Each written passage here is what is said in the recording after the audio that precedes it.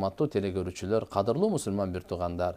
Мына азыркы пандемияга байланыштуу абалга, биздеги карап турган карантин абалы бүткүл дүйнөдө болуп атат, көрүп атасыздар. Ушулар эми адамдар чогулган жерлерде жугуштуу маселе көбүрөөк козголуп, дагы күчөйүп кетип, дагы адамдардын жашоосуна, ден соолугуна, коопсуздугуна ушундай бир зыян жетип калбаш үчүн, көбөйүп кетпеш үчүн зыяндуулугу биз айт намаздарды аянттарда жана мечиттерде ушул окулбастыгын билдирдик. Бул Кыргызстан мусулмандар дин башкармасы алдындар кеңеши чогуу биригип ушундай кылып окулбастыгын, кандай жума намаз убактынча окулбай эле азыр келатат, ушул абалга жараша турукташканга чейин деп ушундай эле айт намаздагы, жума намаз өзү фарыз, айт намаз важип туугандар. Ошондон булам дагы буну айтып атабыз. Албетте сабыр кылайлы, Кудай кааласа айт намаз окулбай калса күнөөкөр болбойбуз туугандар. Себеп дегенде зарылчылык бар. Шариятыбызда зарылчылык учурда көптөгөн маселелер жеңил каралат туугандар.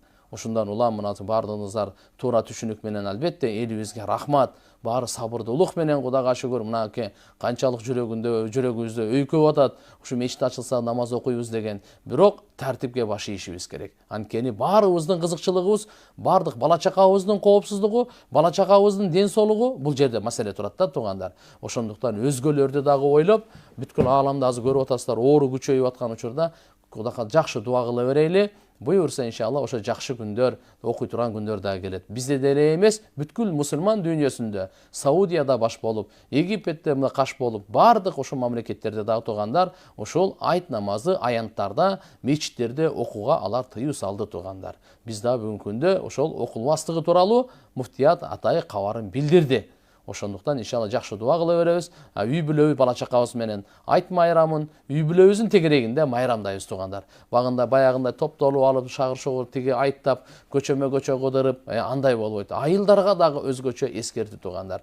Ушул тартипке иншалла бир баш ийиңиздер, сооп аласыздар Кудай кааласа, эч кандай кыжалат болбоңуздар, күнөө болбойт. Буюрса бул күндөр дагы өтүп, жакшы күндөргө Алла таалам насип кылат. Бул жеңишти туугандар, ийгиликти, тартиптүүлүк, сабырдуулук, ынтымак менен гана жеңе алабыз.